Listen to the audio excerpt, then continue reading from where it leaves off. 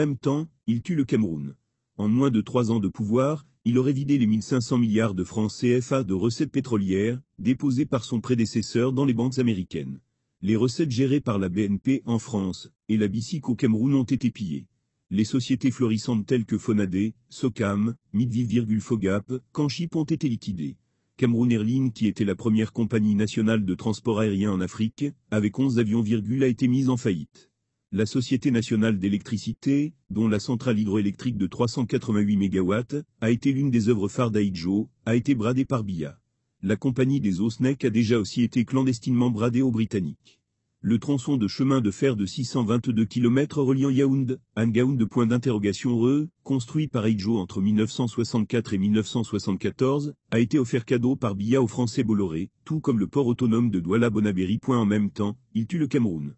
En moins de 3 ans de pouvoir, il aurait vidé les 1500 milliards de francs CFA de recettes pétrolières, déposées par son prédécesseur dans les banques américaines. Les recettes gérées par la BNP en France et la BICIC au Cameroun ont été pillées. Les sociétés florissantes telles que Fonadé, Socam, Midvive, Fogap, Canchip ont été liquidées. Cameroun Airlines, qui était la première compagnie nationale de transport aérien en Afrique avec 11 avions, a été mise en faillite. La Société nationale d'électricité, dont la centrale hydroélectrique de 388 MW, a été l'une des œuvres phares d'Ahidjo, a été bradée par Biya. La compagnie des eaux SNEC a déjà aussi été clandestinement bradée aux Britanniques. Le tronçon de chemin de fer de 622 km reliant Yaoundé à Ngaoundé, construit par Ahidjo entre 1964 et 1974, a été offert cadeau par Biya aux Français Bolloré, tout comme le port autonome de Douala-Bonabéry. Sous Ahidjo, le Cameroun était un pays en voie de développement, qui réalisait des projets à travers les plans quinquennaux. Mais sous Biya, il est devenu un pays pauvre, et très endetté avec un déficit public estimé par le FMI à 41% du PIB en 2021. Sous Ahidjo, le Cameroun avait atteint l'autosuffisance alimentaire.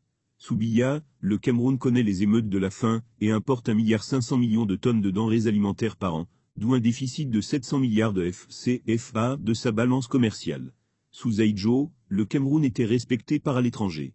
Le président américain John Kennedy venait accueillir le président camerounais au pied de l'avion et lui ouvrait la portière de la voiture après sa visite aux États-Unis. Sous Biya, le Cameroun a été par Donald Trump de la Goa, quelques mois après que Paul Biya soit viré de l'hôtel intercontinental de Genève. Sous Ahidjo, le Cameroun, modèle de gestion des affaires publiques, a été couronné double champion du monde de la corruption sous Biya. Près de 2000 milliards de francs CFA destinés à l'organisation de la CAN 2019 ont été détournés en toute impunité. Tous les projets des infrastructures financés par le FMI, la Banque mondiale et autres, sont abandonnés après le détournement des fonds alloués. Sous Ahidjo, le Cameroun était gouverné, et le chef de l'État tenait chaque semaine un conseil ministériel. Sous Biya, il y a eu environ une dizaine de conseils ministériels en 37 ans.